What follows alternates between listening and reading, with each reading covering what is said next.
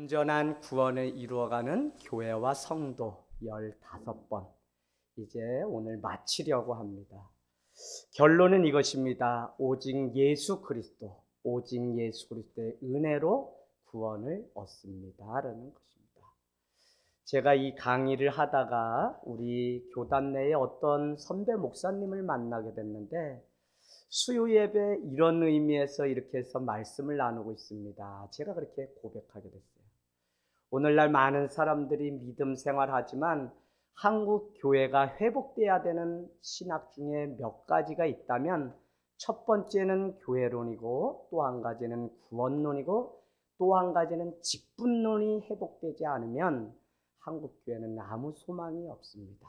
제가 그런 마음으로 이 말씀을 전하게 되었다고 말씀드렸습니다. 그랬더니 연세가 많으신 이 목사님이 저에게 뭐라고 이야기하시냐면, 이 목사 구원론에 대해서 말씀 전하다가 멱살 잡혀본 적이 있냐는. 그래서 아니 그게 왜요? 그랬더니 목사님도 한 50주째 하는데 외부에서 오신 어떤 분이 목사님 목을 잡고 흔드는 일이 있었다는 겁니다. 그래서 왜 그렇습니까? 라고 했더니 아니 예수 믿고 그냥 하면 되는 건데 무슨 구원받는 일이 그렇게 복잡하고 어렵냐고 하면서 사기꾼 아니냐고 목사님을 잡아 흔드는 일이 있었다는 거예요. 그래서 제가 마음 가운데 오늘날도 이 구원의 문제는 너무 중요한데 교회가 이 구원의 문제 때문에 충돌이 일어나고 하는 일들이 너무 많이 보게 됩니다. 그래서 15번째 짧은 시간을 우리가 나눴지만 우리 안에도 사실 되게 많은 갈등이 있었어요. 저한테 뭐 이렇게 저렇게 말씀하시는 분도 있고, 그러나 저는 그게 되게 긍정적인 에너지로, 왜요? 내가 알던 것과 뭔가 다르고 더 어려운 이것이 오히려 나에게 마음을 불편하게 하거나 아니면 내가 정말 어떻게 살아가야 되는지 다시 내 자신을 보았다는 것 때문에 기뻐할 수 있는 이유가 되었다는 것입니다. 여러분, 사도행전은 우리가 잘 아는 것처럼 누가행전이라고 말씀하죠. 누가복음 26장은 끝나면서 우리에게 뭐라고 얘기하냐면 너희는 이 성을 떠나지 말라라고 하는 사건으로 끝나게 됩니다. 그러고는 누가행전이라고 하는 이 사도행전은 뭐라고 이야기하냐면 이 성을 떠나지 말라고 했던 이 성이 다른 곳이 아니라 그들이 예배하고 주님의 임재를 경험하던 예루살렘 성전이라는 것을 기록해 놓았습니다. 특별히 이 사도행전을 복음행전이라고 하고 우리가 성령행전이라고 이야기합니다. 그러니까 교회가 어떻게 시작되었냐면 바로 복음을 통해서, 바로 성령을 통해서 교회가 되었다는 사실을 우리에게 가르쳐주고 있는 것입니다. 더 중요한 것은 성령이 임한 그곳은 분명히 무엇이 있다고 이야기하는 것이냐면 말씀인 이 복음 예수 그리스도가 그 안에 있다고 우리에게 말씀하고 있는 것입니다. 그래서 오늘날 이 교회도 다른 것이 아니라 말씀이 임하고 말씀이 들려지기 시작하면 그곳에 성령이 임하게 되고요. 성령이 있는 곳은 찾아갔더니 그곳에 말씀의 진동함이 있었다는 거예요. 그래서 그냥 말씀이 아니라 정말 말씀을 알면 우리 삶 가운데 찾아오시는 그 성령님을 경험하면서 살아가게 되어 있다는 것입니다.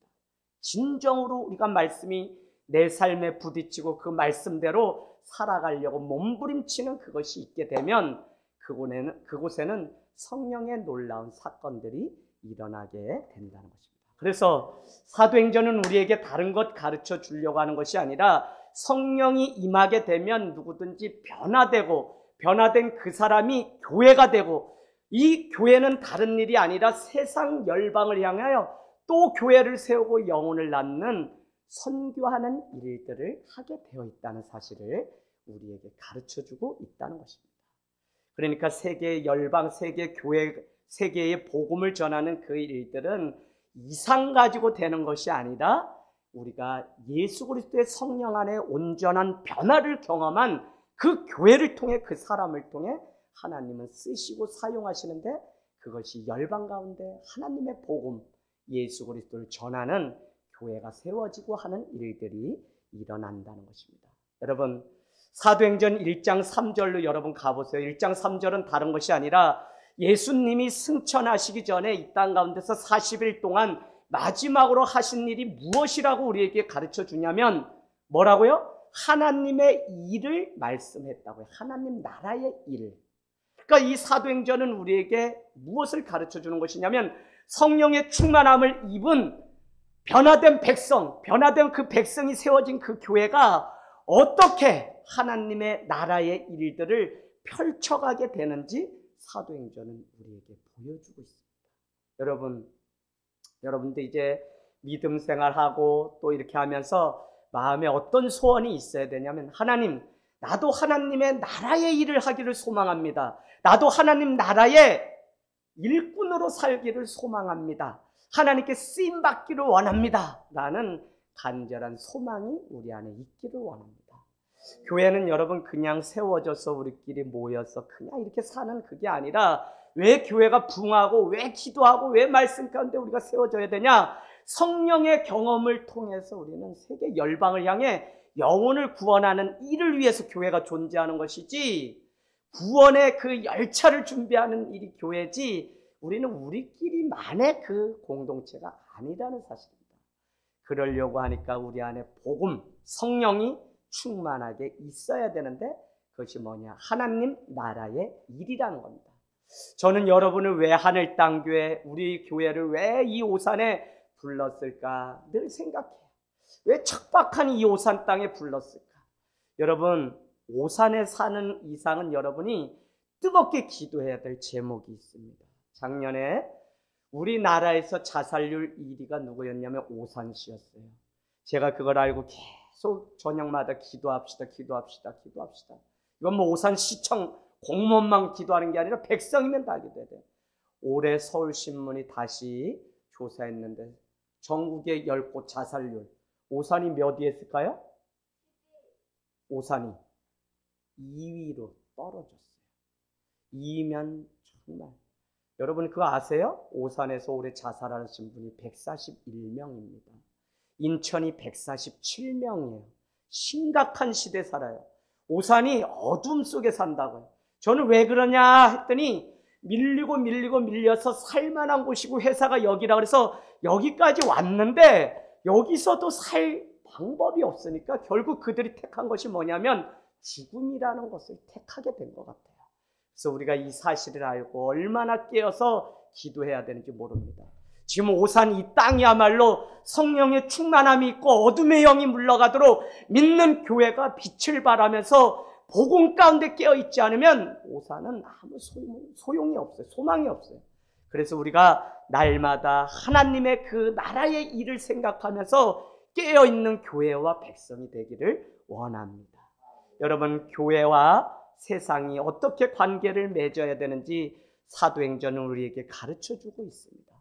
교회를 세웠거든요. 그렇다면 이 교회가 어떻게 세상과 관계를 맺고 살아가야 되는지 그 교회는 뭐라 그랬어요? 교회는 건물이 아니라 성령을 경험하고 변화된 그 사람이 쓴 그곳이 교회가 되었다고요. 그래서 건물을 모아놓고 여러분 모이세요. 여기가 하늘 땅 교회입니다. 이게 아니라 초대 교회는 하나님을 믿고 성령에 충만한 사람들이 모여있는 그곳이 교회였다고요. 그래서 여러분 두세 사람이 어느 곳에 가든지 성령 하나님을 모시고 살아가는 그곳이면 그곳이 바로 교회입니다. 할렐루야. 그래서 여러분이 직장으로 가든지 어디도 가든지 정말 성령 하나님 붙들고 내가 선 그곳이 거룩한 땅이라는 믿음 가지고 그곳에서 하나님 나라의 일을 감당하는 교회가 되기를 원합니다. 사도행전은 우리에게 이렇게 말씀합니다. 기도하던 백성의 무리들 120명이 마가의 다락방에 모여서 기도했다는 겁니다. 그들에게 한 가지 분명한 것은 예루살렘을 떠나지 말라 그랬어요.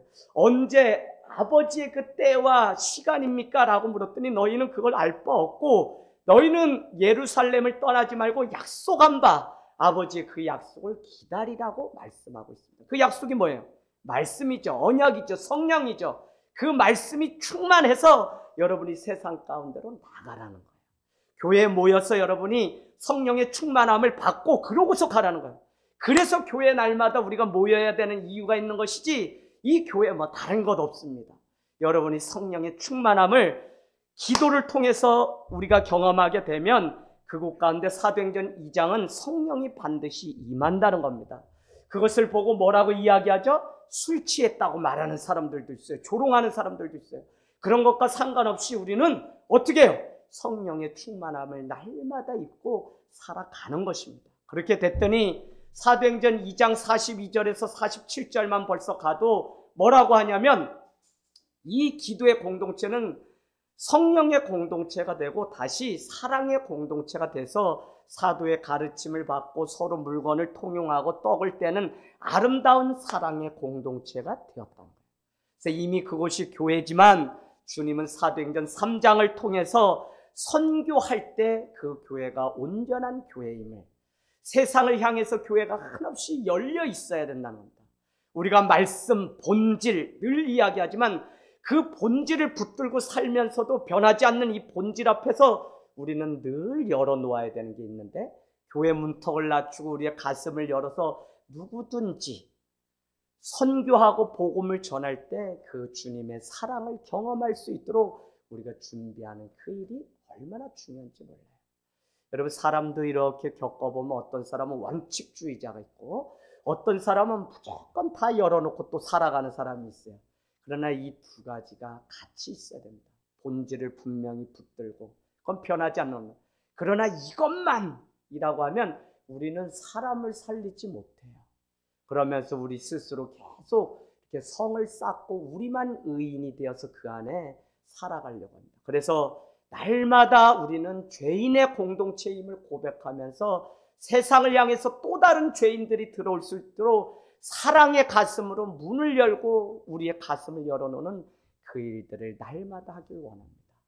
그게 바로 사도행전 3장 성전 미문에 날마다 앉아 구걸하는 40년 된 앉은 병자를 향해 베드로와 요한이 나사렛 예수 그리스도의 이름으로 일으켜 세웠다는 것입니다. 그래서 교회는 우리끼리 기도하고 성령의 충만함을 받고 사랑의 공동체가 되지만 더 중요한 것은 무엇이냐? 우리가 그 사랑을 가지고 우리끼리의 아니라 세상을 향해, 열방을 향해서 이 사랑을 전하는, 선교하는 공동체.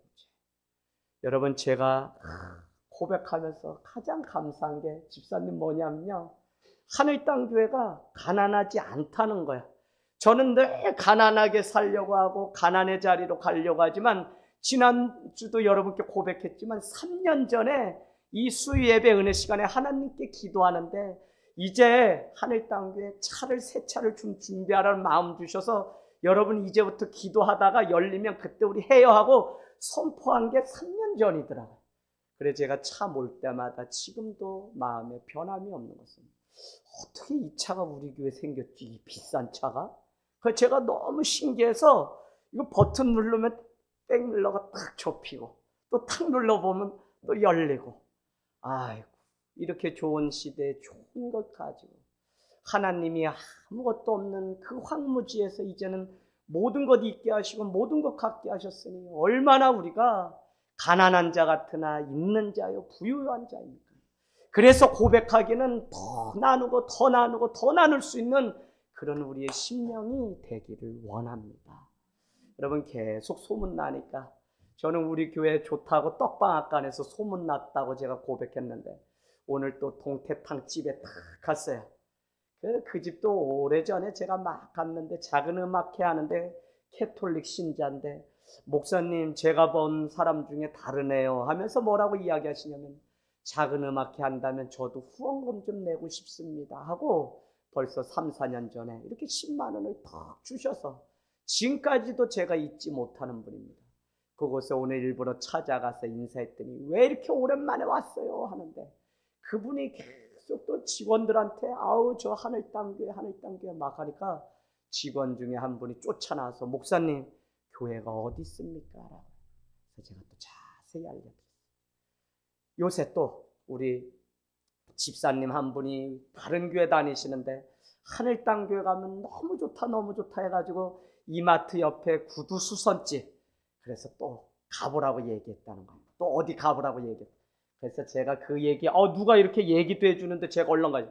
주보 들고 막 가서 3시간 정도를, 그랬더니 일산에서 사업하다가 다 망해가지고 오산에 왔는데 이제는 아무 살 소망이 없어서 신앙 가지고 살았지만 이제는 더 이상 소망이 없다는 거예요.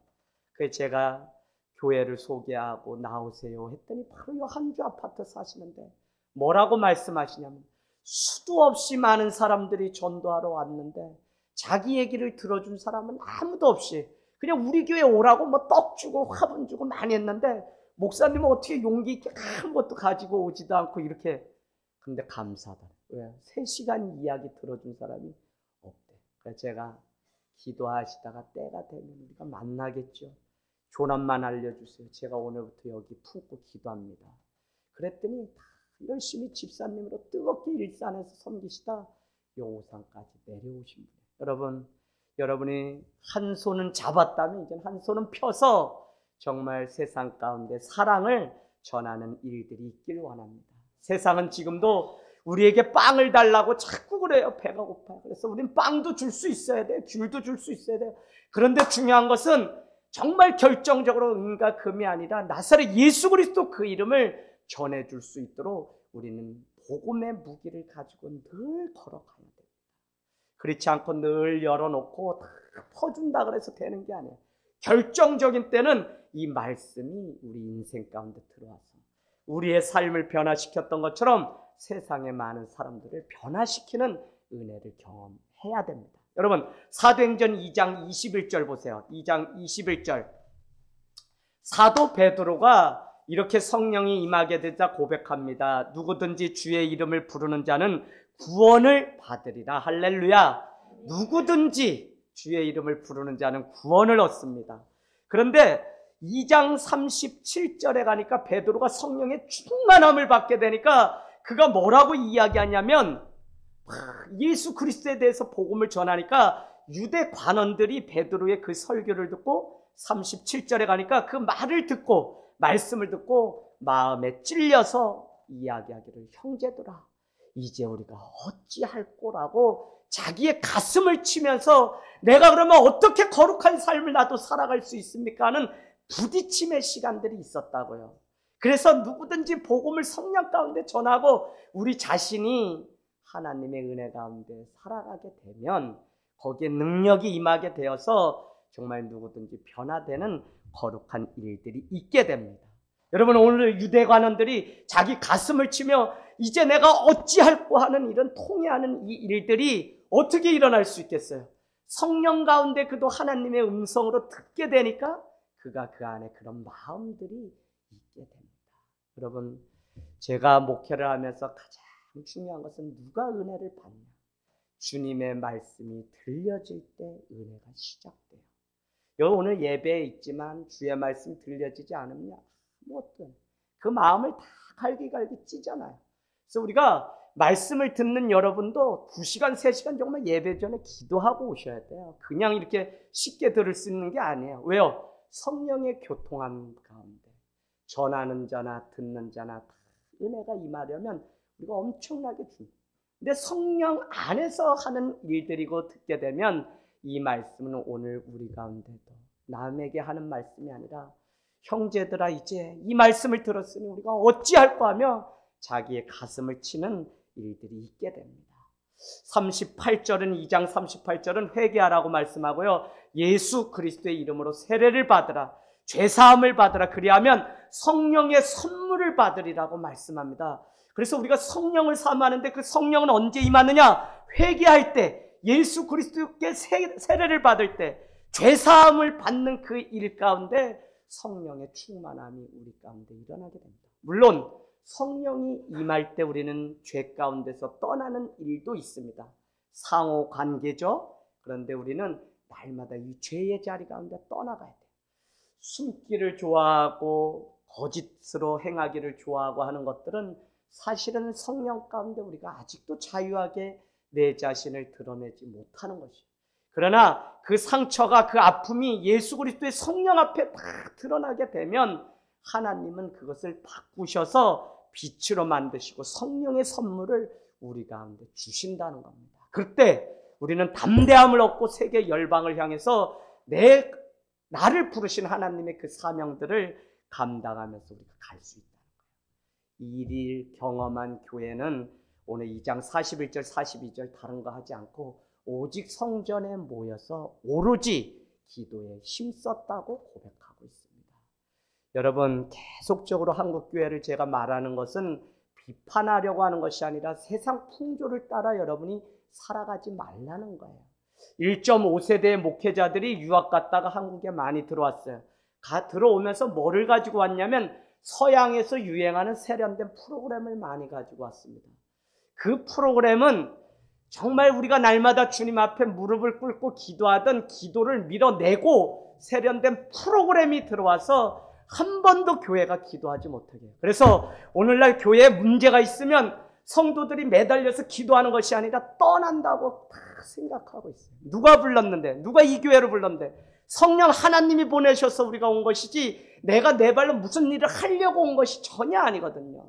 그래서 우리는 그 자리에서 기도하고 매달려야 되는데 오늘날 이 기도가 다 떠났어요. 여러분, 제가 섬겼던 수원의 모 교회도 1,500명 정도 모이던 교회가 10년 만에 이제는 500~600명밖에 안 남았습니다. 그렇게 튼튼했던 교회.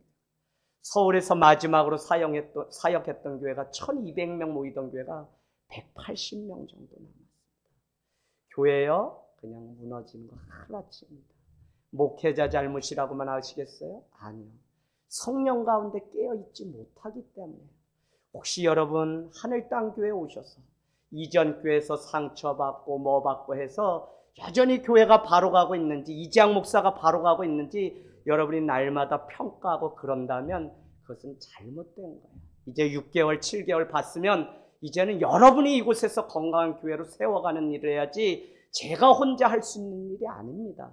그래서 성령 안에서 우리가 한 마음 한 뜻 한 소망을 가지고 주님 앞에 매달리면 하나님이 오늘날에도 놀라운 일들을 계속적으로 펼치고 보여주신다니까요.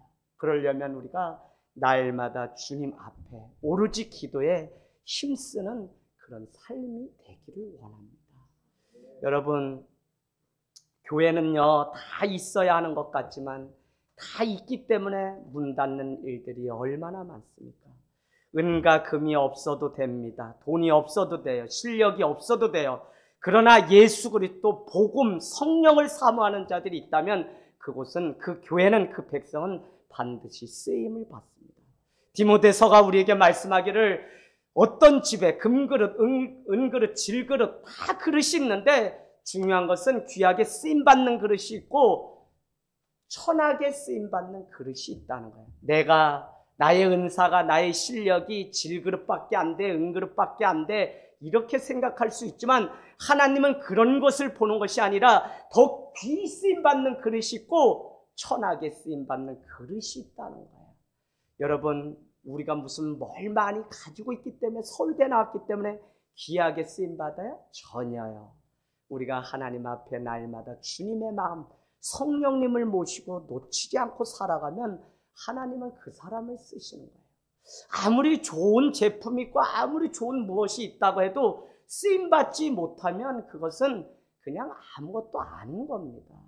오늘 우리가 교회를 다니지만 우리도 하나님 앞에 쓰임을 받아야 되는데 그러려면 여러분 다른 것이 아니라 성령의 충만함을 받고 날마다 살아가는 은혜가 우리 가운데 있어야 돼요. 그래서 창세기 1장 2절은 인류의 시작은 다른 것으로 시작됐다고 이야기하는 것이 아니라 흑암과 공허와 기근이 가득한 이 땅 가운데 하나님의 신, 성령이 운행하심으로 빛이 있으라 하니 빛이 있었다고 우리에게 선포하는데 하나님의 신이 무엇이냐? 다른 말로 성령입니다. 그래서 성령 가운데 시작됐고 성령 가운데 예수님도 성령으로 잉태되었습니다. 예수님이 사역을 마치고 가실 때도 내가 가면 보혜사 성령이 너희에게 오리라 약속하셨어요. 그래서 교회는, 성도는 착한 삶이 아니라 성령의 충만한 삶을 가지고 늘 살아야지 지식이 아니라 성령의 충만한 가운데 깨닫는 지식이 있어야지 그것이 아니면요 이것은 우리를 오히려 자고하게 만드는 일들이 된다는 거예요. 그래서 여러분 부족해도 좋아요. 하늘 땅 교회가 그냥 천막 가운데 있어도 돼요. 저는 어떨 때는 하나님 그냥 교회 더 작으면 어떻습니까? 가정에서도 시작했는데 그러나 정말 우리가 성령의 충만함 받아서 한 사람이 온전한 교회로 세워질 수 있다면 하나님 제게 주신 몫은 그거 같습니다 하고 고백할 때도 있습니다. 여러분, 오늘 이 일이 일어나자 솔로몬의 행각에 모여서 다 놀라게 되죠. 그러면서 베드로에게 이야기하기를 뭐라고 이야기하냐면 이렇게 이야기합니다. 아니, 이것이 누구의 능력으로 된 것이죠? 라고 이야기했더니 여러분 보세요. 3장 12절 베드로가 말하기를 아니 왜 우리를 주목하느냐라고 오히려 반문합니다. 40년 된 사람이 안진병자가 나사렛 예수 그리스도의 이름으로 고침받았을 때 유대 관원과 서기관과 바리새인들은 다른 데 관심 있는 것이 아니라 저것이 누구의 능력으로 저렇게 놀라운 일들이 일어나게 되었냐는 거예요. 왜요? 이 사람이 40년째 그곳에서 앉아서 구걸하는 것을 이 사람들은 날마다 보았습니다. 자기의 능력으로는 도저히 어떻게 할 수 없었는데 어떻게 저 사람이 일어나서 이제는 뛰고 기뻐하는 삶을 살아가게 되었냐고 이상하게 생각합니다. 그러나 베드로는 왜 이 일을 이상히 여기고 우리를 주목하느냐? 아니, 이 일을 이재학 목사가 했다고 너는 생각하느냐? 라고 반문하는 거예요. 왜요? 내 뒤에 역사하시는 하나님이 이 일을 하신 것이지 내가 한 것이 아니라고 하는 그거. 여러분, 약하잖아요. 우리 약해요. 우리 호선자매, 우리 김종숙 권사님 다 성령 하나님께 붙들리시기 하면 나이도 상관없고 물질도 학력도 상관없어. 하나님은 반드시 들어서 나를 통해서 영혼을 살리는 거룩한 일들을 오늘도 계속적으로 펼치게 된다는 사실입니다. 사랑하는 여러분, 예수께서 하신 그 일을 우리도 이제 간증하길 원합니다. 교회는 다른 것을 위해서 오늘 이곳에 존재하는 것이 아니라 하나님이 어떻게 성령께 붙들린 교회와 성도가 어떻게 하나님께 쓰임받는지 그 일들을 세상 가운데 전하게 하려고. 여러분, 학교 가는데 학생이 배우지 않으면 아무 소용없어요. 교회를 나오는데 교회 나오는 성도가 성령을 경험하지 못하면 착한 교인일 수는 있지만 능력을 가지고 살아가는 사람이 되지 못해요. 그래서 어떤 날은 가장 가슴 아픈 게 무엇이냐면 아니 내가 분명히 성령님을 만나고 어떻게 살아가야 되는지 알았다면 내가 성도들을 반듯하게 갈 수 있도록 세우는 일을 해야지 내가 재직이 될 수 있는데 그냥 따라가는 그런 삶이면 안 된다니까요. 그래서 여러분 뭐라고 돼요? 책 중에 한때 베스트셀러가 된 책 중에 뭐라고 돼 있냐면 좋은 기업에서 위대한 기업으로 라고 하는 책이 베스트셀러가 된 적이 있습니다. 좋은 교회가 중요한 것이 아니라 위대한 성령을 경험하고 성령 가운데 변화를 경험하는 그런 교회, 그런 성도의 삶이 중요한 것이지 그냥 이재학 목사는 좋은 목사님, 이재학 목사는 그냥 법 없어도 그냥 누구든지 오면 사랑해주는 목사. 여러분 그렇게 제가 몇 년 해봤는데 결국은 자기의 필요가 채워지면 다 떠났지 남아있는 사람 없어요. 누가 남아있냐? 성령의 충만한 가운데 하나님이 이곳에 나를 왜 부르셨는지 분명한 목적을 가지고 신앙생활을 하는 성령의 사람. 그래서 약속의 말씀이 있는 사람은요 절대 넘어뜨릴 수도 없고 넘어질 수도 없다는 것입니다. 오늘 4장 1절은 제사장, 성전 맡은 자, 사두개인. 사두개인은 특별히 부활을 믿지 않는 사람입니다. 성령을 모르니까 가룟 유다와 같이 이들도 하나님의 일을 해방하는 사람으로 오늘 등장하고 있습니다. 여러분 4장 3절로 가보시겠어요? 4장 3절에 가면 베드로, 요한이 이튿날까지 옥에 갇히는 일이 생겨요. 왜요? 40년 된 자를 예수 그리스도의 이름으로 낫게 해주었다는 이유 때문에. 거룩한 것, 정말 충만한 것들을 싫어하는 사람들이 오늘 1절의 제사장과 성전 맡은 자, 사두개인이 등장합니다. 여러분 우리도 사두개인이 될 수 있어요. 내가 성령을 사모하고 성령 가운데 날마다 살아가지 않고 인간됨으로 날마다 평가하고 판단하기를 좋아하고 살아간다면 우리도 이들이 가지고 있는 자기 지식과 전통을 가지고 사람들을 어렵게 하는 똑같은 삶일 수 있다는 거예요. 여러분 성령 가운데 우리가 날마다 살아갈 때 하나님의 마음이 어디에 있는지 우리가 깨달아야 돼요. 그러려면 여러분 이제 신앙생활 1년 되고 2년 되고 3년 됐으면 이제는 정말 하나님 앞에 기도할 수 있고 기도하다 성령을 경험하고 기도하다 나보다 더 나은 하나님의 일들 하나님이 나를 쓰시면은 하나님은 반드시 내가 생각하는 그 이상도 하실 수 있다는 것도 우리가 경험을 해야 됩니다.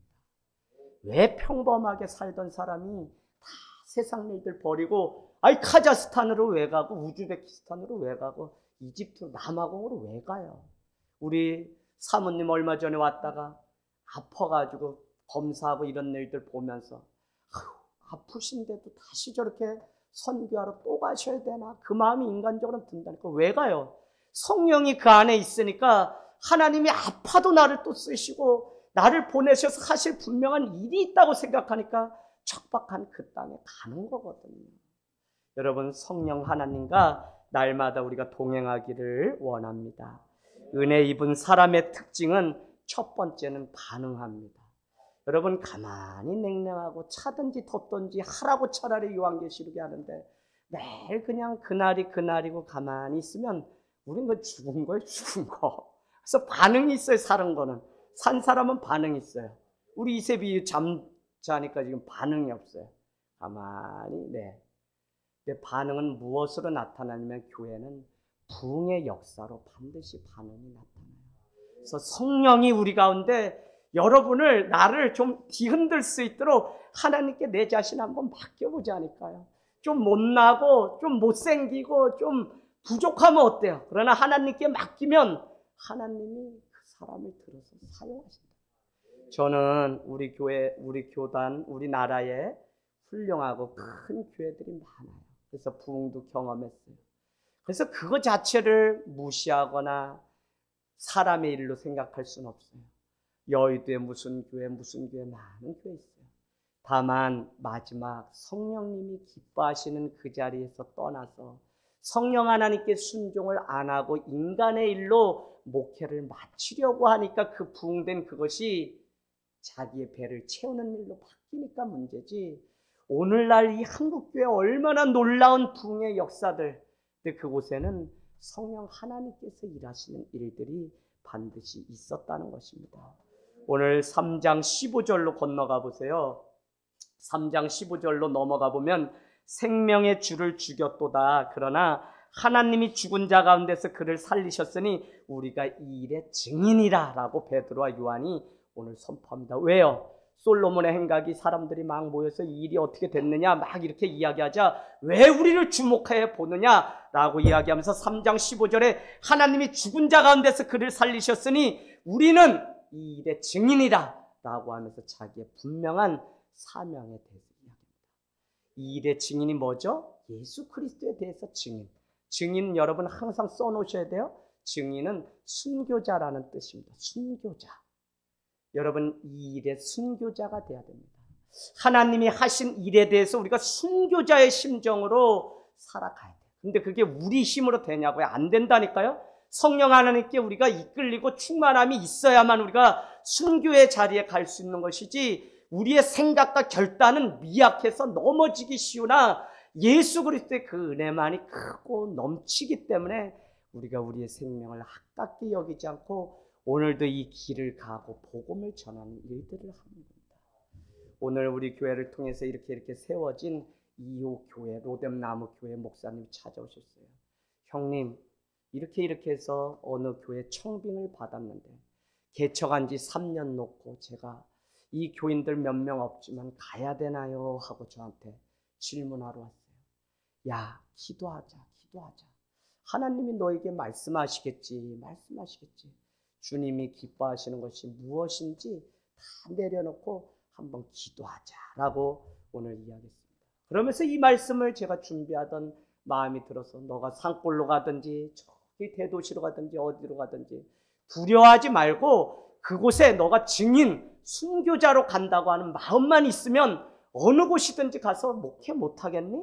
그래서 하나님이 가라고 하면 괜히 그곳에 장로님 4분 계셔서 힘든 거 아니에요? 뭐 이런 거 걱정하지 말고 그냥 가서 부딪혀서 너가 순교자의 심정으로 가라. 그런 이야기를 오늘 같이 나누는 시간이 있었습니다.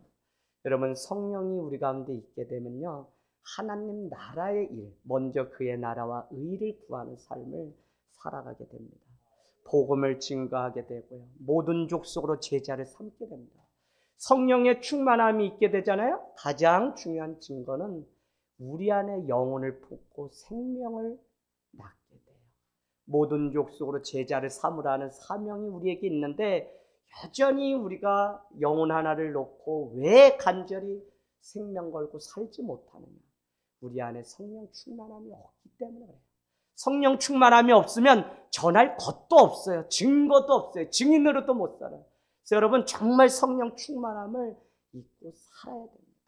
무슨 성령 충만함이라니까 무슨 뭐 룰랄랄라 하면서 방언하라 그런 것들이 아니라 날마다 하나님의 임재하신 가운데 그분께 순종하려고 하는 그 마음이 우리 가운데 있어야 할 줄로 믿습니다.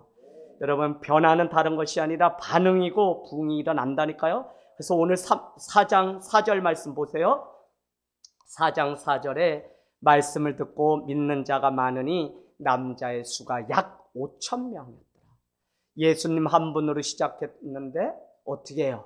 12제자가 되고 12제자가 70명이 되고 70명이 3,000명이 변화되는 일이 있고 오늘은 드디어 5,000명이 주님께로 돌아오는 하나님의 복음은 누룩과 같이 점점 더 이렇게 영혼을 낳고 생명을. 그러니까 복음의 능력, 성령의 능력은 뭐냐면 우리가 성령 가운데 먼저 세워져서 우리는 그 증인으로 살아가게 되면 하나님은 거기에 반드시 열매를 맺게 하더라고요.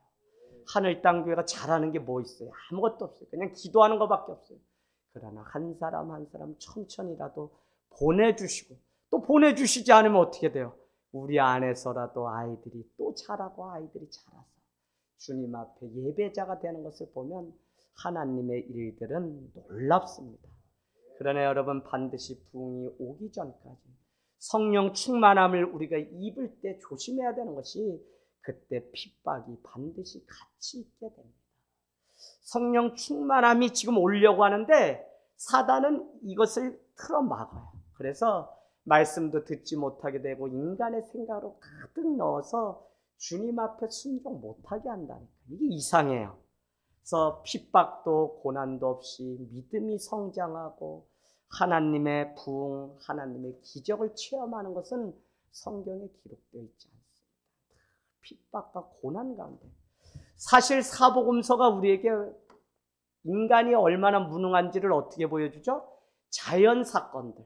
바람이 불고 풍랑이 일고 뭐 귀신이 들리고 하는 자연적인 사건들을 보여주시는데 그것도 두렵고 무서움의 대상인데 우리 인간은 그 자연조차도 다스리지 못하고 얼마나 연약한지 그것 앞에 덜덜덜덜 떠는데 그때 하나님 예수 그리스도가 오셔서 꾸짖으니 잠잠케 되었다는 거예요. 그래서 사복음서는 한편으로는 인간의 연약함을 드러내지만 한편으로는 하나님의 강하심을 드러내는데 바로 그 많은 사건을 통해 주님께 돌아오는 구원의 사건은 핍박이나 고난이나 위기 가운데서 그러한 일들을 하나님이 준비하고 있다는 사실을 가르쳐주고 있습니다. 여러분 우리가 살아있다고 함의 증거는 핍박과 고난 가운데 내가 살아가는 일이고 살아있음의 증거가 이런 것이라고 하는 사실을 아는 사람은 고난과 핍박이 올 때 오히려 주님 앞에 나와서 예배하고 기도하고 깨어있는 삶을 살아가게 됩니다. 성령 충만한 사람에게는 핍박 가운데 바로 하나님이 찾아온다고 하는 그 사실을 우리는 늘 기억하면서 살아가게 되기를 원합니다. 바로 하나님 나라의 일을 늘 생각해야 되고요. 영광이 더 가까이 왔다는 사실을 나의 인생의 목적이 어디에 있는지를 진지하게 물어보아야 됩니다. 고난이 오고 핍박이 오면 내가 이 핍박 앞에 그냥 무릎을 꿇고 그만둘 것인지 생각하기 전에 하나님이 나를 부르신 목적이 무엇인지를 반드시 물어보아야 돼요.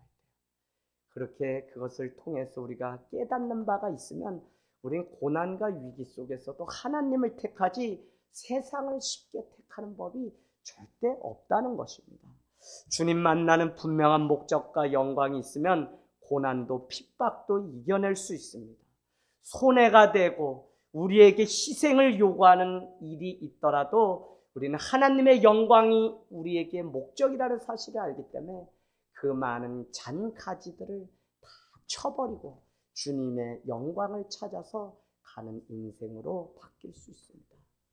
우리가 늘 찬양 중에 예전에 많이 불렀던 것 중에 오늘 집을 나서기 전 기도했나요? 오늘 받을 은총 위에 기도했나요?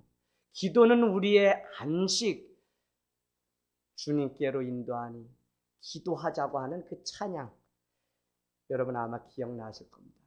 여러분, 주님은 우리가 어느 자리에 있든지 늘 기도하기를 원하신다고 하는 사실입니다. 교회가 오늘 왜 우리가 모이느냐, 왜 이 약속이 너희에게 임할 때까지, 성령의 충만함이 임할 때까지 떠나지 말라고 우리에게 이야기하냐. 교회는 바로 이 핍박을 이겨내고, 이 핍박을 이겨내는데 혼자가 아니라 공동체가 함께 이것을 이겨내기 위해서 훈련받는 장소가 바로 교회입니다. 그래서 여러분도 하늘 땅 교회에 오셨으면 교회에서 하는 이 많은 것들 중에 교육받는 일은 사모하시고 점점 더 주님을 알아가는 일에 힘쓰게 되기를 원합니다. 여러분 거기 한번 써놔주시겠어요? 교회는 힐링이 아니다. 힐링이 아니에요. 그럼 뭐냐? 힐링이 아니면 킬링입니다. 킬링. 이 이야기가 뭐냐면 교회에 올 때는 우리가 위로받고 상처를 치유받는 힐링 때문에 왔다고 해도 힐링만 날마다 얻으려고 하면 그 사람은 자라지도 못하고 다시 상처를 입게 돼요. 그러나 힐링, 우리가 날마다 예수 그리스도로 인해서 나는 날마다 죽노라 하는 힐링, 죽음을, 자기 죽음, 예수 그리스도의 십자가 앞에, 성령 앞에 나는 날마다 죽는다고 하는 고백이 우리 안에 있게 되면 하나님은 그 사람을 다시 살리는 은혜가 있게 된다는 것입니다. 그래서 저는 우리 하늘땅교회가 저도 요즘 계속 주는 마음이, 야, 뭐라고 할 것도 없어. 너부터 죽어. 너부터 죽어. 한밤에요. 제가 뭐 1시 이렇게 돼서 돌아가고 그럴 때 자꾸 하나님이 기도하면 죽으라 그러니까 사람이 다 죽어서 집에 들어간다니까요. 그래도 하나님이 죽어야만. 그래서 저도 여러분께 선포드리는 거예요. 여러분 힐링도 받고 치유도 받는 공동체인 것은 분명합니다. 그러나 이제 치유받았다면 여러분이 날마다 주님 앞에 내가 먼저 죽고 우리 하늘땅교회가 먼저 죽어서 세상에 빛을 드러낼 수 있는 삶을 살기를 원합니다. 요셉이 바로왕을 만나기 위해서 2년의 감옥 생활이 없었다면 어떻게 그가 하나님의 쓰임을 받고 꿈을 해몽하면서 해석하면서 정말 장차 오실 하나님 이스라엘의 그 땅을 준비할 수 있었겠습니까? 핍박은 좁은 길이기 때문에 불편합니다. 우리는 자꾸 고속도로와 같은 하이웨이를 가려고 하지만 주님은 오늘도 우리에게 요구하시는 것이 고난의 그 터널을 빠져가기를 원한다는 거예요. 왜요? 터널을 통과해야만, 핍박을 통과해야만 진짜 인생을 알기 때문에 그래요. 여러분 누가 진짜 인생을 사냐면 눈물을 흘려본 사람만이 진짜 인생을 사는 거예요. 그래서 우리가 삶 가운데 상처에 눈물이 있다고 고백하면 그냥 우리는 하나님 앞에 감사합니다. 하나님 왜요? 이 상처가, 이 아픔이 이제는 선교의 도구가 되고 다른 사람을 세우는 증거, 증인으로 살아갈 시작이 되기 때문에 하나님, 나는 또 주님 앞에 놀라운 간증거리를 갖게 되었네요 라고 고백하는 일들이 있기를 원합니다.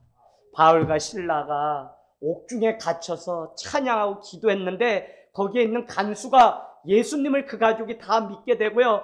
특별히 루디아라고 하는 여인이 전도되고 귀신 들린 여종이 치유받으면서 그곳이 빌립보 교회라고 하는 교회가 세워지게 됩니다.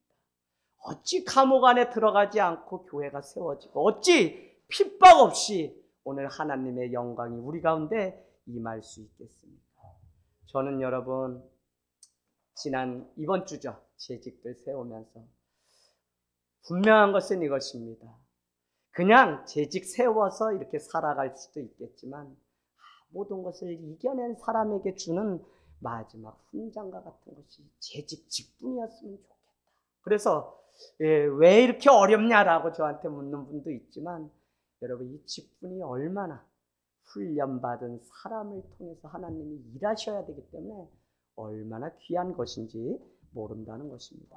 그런 핍박 속에 도망가는 인생이 아니라 신앙으로 더 가까이, 위기 속에 믿음으로 그 자리를 지키기 시작하면 변화가 일어납니다.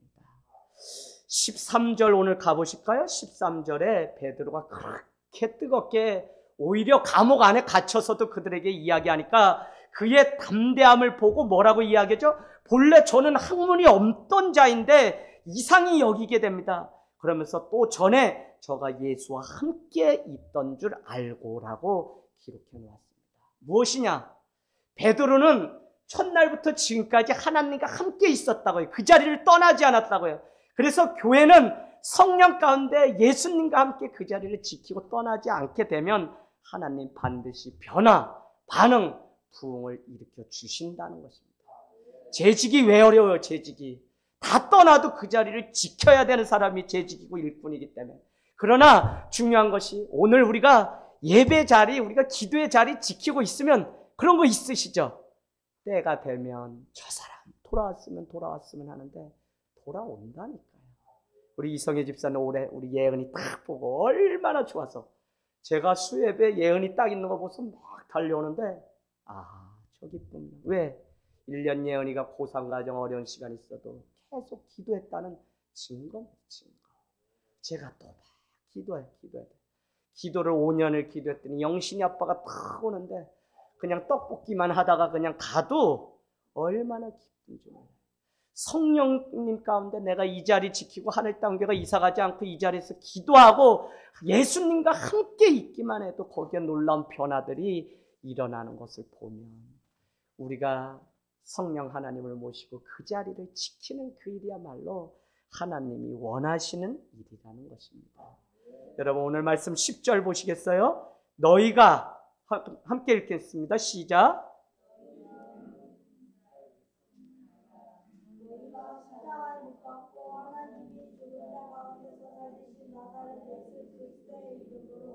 사람이 건강하게 되어 너희 앞에 섰느니라. 12절 읽겠습니다. 시작. 바라기로서는 구원을 받은 사람이 천하와 성의 위에 구원을 받은 유다로 자기들이 아멘, 아멘. 예수 그리스도 그 이름이면 충분합니다. 지금까지 제가 이렇게 말씀드리면 될까요? 남녀가 사랑을 합니다. 사랑을 하는데 우리가 동거를 하면 아름답게 보질 않아요. 왜요? 결혼이라고 하는 것이 형식이긴 하지만 마음을 다하고 저 사람을 사랑하기 때문에 절차를 지켜주고 할 수 있는 배려기 때문에 뭐 오늘날 뭐 동거한다 그러지만 여러분 결혼이라고 하는 그 과정, 절차도 얼마나 중요한지 몰라요. 아마 15주 중에 13주 정도는 제가 그 절차에 대해서 이렇게 해야 됩니다라는 거.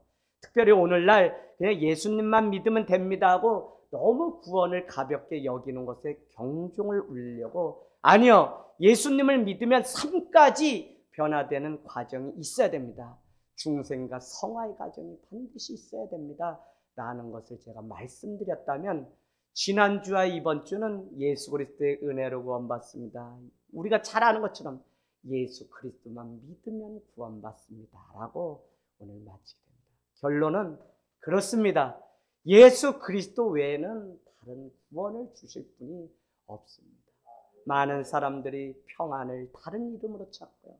많은 사람들이 구원을 다른 이름으로 찾으려고 하는 시대에 우리는 오직 예수 그리스도 그분이면 충분한 것이고 그분이면 우리의 인생을 다시 시작할 수 있고 그분이면 변화돼서 새 사람을 살고 그분이면 그분의 이름의 능력을 가지고 내 인생을 다시 써갈 수 있는 것이지 우리가 다른 게 필요한 게 아니에요. 그래서 여러분 다시 말씀의 결론을 내주면 여러분이 붙들고 여러분을 초대하고 만나게 하신 그 예수 그리스도 그분의 능력을 가지고 나아가서 살기를 원합니다. 우리는 그분에 대한 믿음만 있으면 되는 것 같아요. 제가 서울에서 사역하던 교회에 놀라지 마십시오. 80%가 대학 교수, 정치인, 국회의원. 그래서 제가 거기에 가서 겸손한 법을 배웠다고 하는 게 뭐냐면 뭐 박사는 국내 박사는 박사를 쳐주지도 않아요. 주방에서 일하시고 뭐 하시는 분이 다 이대 뭐 연대 교수하시던 분들. 그래서 처음에는 그냥 허드렛 일하니까 그런 분인가 보다 했는데 그렇지 않아요. 많이 배우셨지만 그만큼 많이 예의를 갖추고 겸손하고 주님 앞에 마지막 세상 열심히 살았기 때문에 이제 주님 위해서 열심히 살려고 하는 그 마음들이 있는 것을 보고 제가 참 많은 걸 깨닫게 되었습니다. 여러분 학식이 최고다 뭐가 최고다 우리는 많은 기준을 가지고 살아가지만 오늘 우리의 기준이 예수 그리스도 사람을 기쁘게 하는 것이 아니라 예수 그리스도 하나님을 기쁘게 해야만 너희는 예수 그리스도의 제자가 된다고 우리에게 말씀합니다. 그래서 우리 교회가 우리 삶이 우리가 날마다 주님을 기쁘게 하는 그 삶을 살아가게 되기를 원합니다. 우리는 단순히 보고 들은 것만 전하여도 부흥이 일어납니다. 18절 같이 읽겠습니다. 시작. 시작.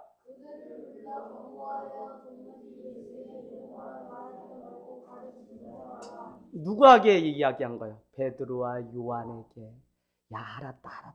너네 그렇게 옥에 가둬도 이놈들 도저히 방법이 없으니 너한테 내가 한 가지 제안할게. 그게 뭐냐면 너희 남들에게 가서 내가 예수 그리스도의 이름으로 이 일을 했다고 말하지 말라라고 그렇게 합니다. 왜 그래요? 예수 그리스도의 이름은 구원을 주는 놀라운 능력이기 때문에. 여러분 19절 읽겠습니다. 시작.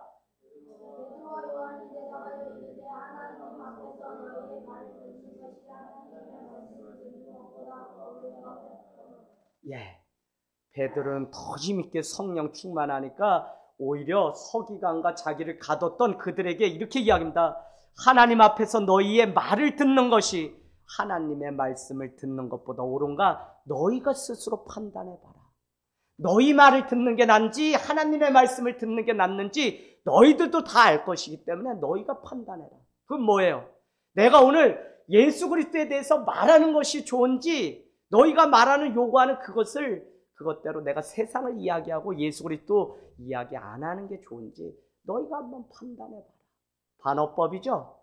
능력이신 구원자이신 예수 그리스도에 관해서 말하는 것이 낫다고 하는 것을 이렇게 우리에게 말씀하고 있습니다. 여러분 오늘 말씀을 마치면서 우리에게 원하시는 것은 우리가 보고 들은 바를 그대로 말할 수 있는 것. 이것이 바로 하나님 나라의 일이고 이 일이 바로 예수 그리스도 복음을 전하는 일입니다. 물론 복음을 우리의 삶으로 입술로 직접 복음을 전할 수 있어요. 그러나 여러분 이 두 가지가 다 할 수 있어야 돼요. 직장에서 뭔가 믿는 사람이기 때문에 삶으로 살아내야 되는 게 있거든요.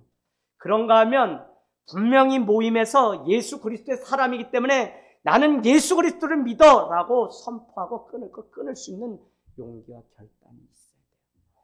두 가지가 다 되지 않으면 우리가 어디에 가서 구원을 얻는다고 말할 수 있냐고요. 제가 엊그저께도 우리 아파트에서 CCC에서 오랫동안 몸담았던 집사님, 저를 늘 말하면 한국교회가 어떻고 저쩌고 많이 말씀해요. 제가 다 받아줘요. 그러면 집사님 우리 작은 교회 오세요. 지금 교회 그렇게 다니는 동 마는 동 그렇게 욕만 하고 매일 그러시려면 그냥 우리 교회 와서 열심히 저랑 같이 사역해요. 제가 듣다 못해서 딱 그렇게 이야기했더니 이분이 뭐라 그러냐. 목사님 그런데 작은 교회는 불편해서 제가 이제는 못 갈 것 같아요. 그래. 그래서 집사님 우리 교회는 훌륭하신 분이 엄청나요.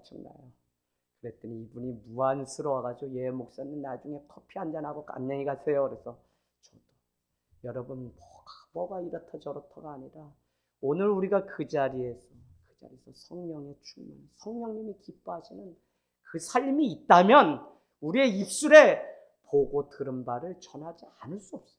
그래서 우리 아버님도 다른 거 전하지 않으셔도 돼요. 삶의 감동을 이야기로 전하면 돼요. 그게 뭐냐? 내가 교회라는 곳 다니는데 우리 목사님 젊은 분인데 나까지도 금식하라고 해. 그것 자체도 복음이에요. 아니 뭐가 어떻게 있길래 아니 그래서 형님 그거 한다고요? 아유 목사님이 다 빼놓지 말고 하라는데 해야죠. 이렇게 하셨었죠. 그러니까 뭐라 그래요? 아유 교회가 아니고 형님 바뀌는구나 달라지는구나. 그러면 삶으로도 복음을 전해야 됩니다. 우리의 삶을 통해 주님의 오심, 재림의 주님을 준비하는 은혜가 있기를 소망합니다.